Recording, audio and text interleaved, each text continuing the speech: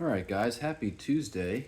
Just wanted to come on and show my recent SGC reveal. Had 15 cards in the order. One is not actually mine, so I won't show it because he is a viewer of the channel. Wanted to wish everyone happy holidays. Hope the holidays were safe and filled with lots of family time, quality time, and maybe some football or some basketball. So let's get into it here. Have 14 cards to show, like I said. Sending out my next SGC order probably sometime this week, as next week I'll be going to California, visiting my future mother-in-law. So let's get right into it here. 56 Topps Maze Grayback got a 3. Presents much better. When I saw this card in the auction, it was not disclosed. There's like a pretty bad indent here, and then there's one like toward the top around there. So it is what it is. Sometimes these things happen. But we'll just, sometimes you just have to be a little more careful when you're buying from online auctions that are not eBay. Sometimes you get some weird stuff going on. This one came from a card show. This is a really nice 76 bench. I don't know what grade I was expecting with this. I think, with the maze that I just showed, I think I had the idea that it would get a 3. I don't think I quite knew what to expect with this card. It is really nice, but I just know that they grade, tough. I think probably the weakest corner is that one there. But just probably one of Bench's best looking cards. This one I was happy with. 60 Bob Gibson. I actually got this with the maze shown previously. I kind of had ideas that it would get in this range. I've had one recent. I've had a 60 Topps Gibson in very similar condition, and it got a 6 from PSA, and so yeah, happy with that grade. This is the only one I'm actually a little disappointed about in the order. This card has just some like creases and wrinkling kind of throughout. So I guess I understand the 1. Maybe I was hoping for a 2. But a low grade Koufax rookie with, decent eye appeal. These next, I guess, 3 came from that tobacco collection that I bought. Here's the T205 Roger Bresnahan. Expected the one with this, given the back. Here is our Willie Keeler batting. It's also got a 1. Given the crease across the front and the tape stain at some point looks like it was removed, because there's actually no tape on the back. Yeah, 1 was all I could expect. Mordecai Brown portrait.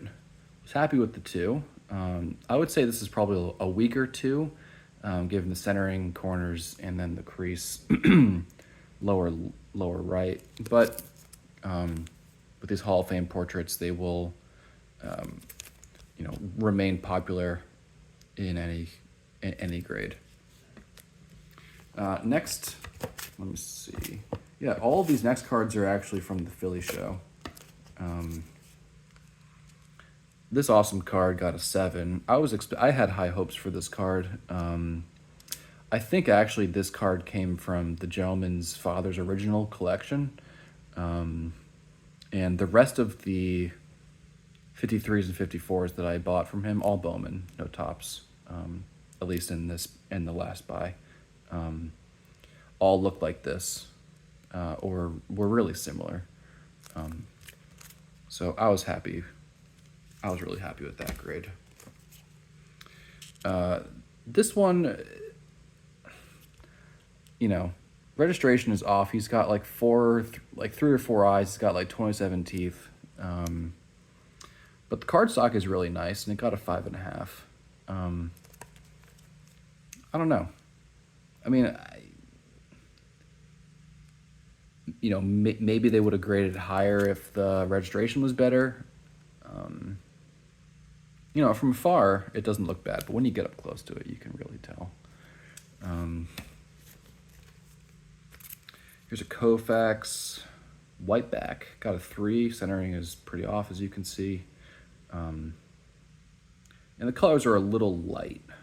I would want the red, yellow, and blue to be a little brighter. It's a whiteback, so the more common variation of the two. This is a nice card here. 50 Bowman Duke Snyder, second year. Got a 5. Overall, nice card. This actually was not from the Philly show. I bought this pretty cheap off of Facebook, and yeah, figured to send it. This will be for sale. Yeah, just, remains an extremely popular card. Any grade, really.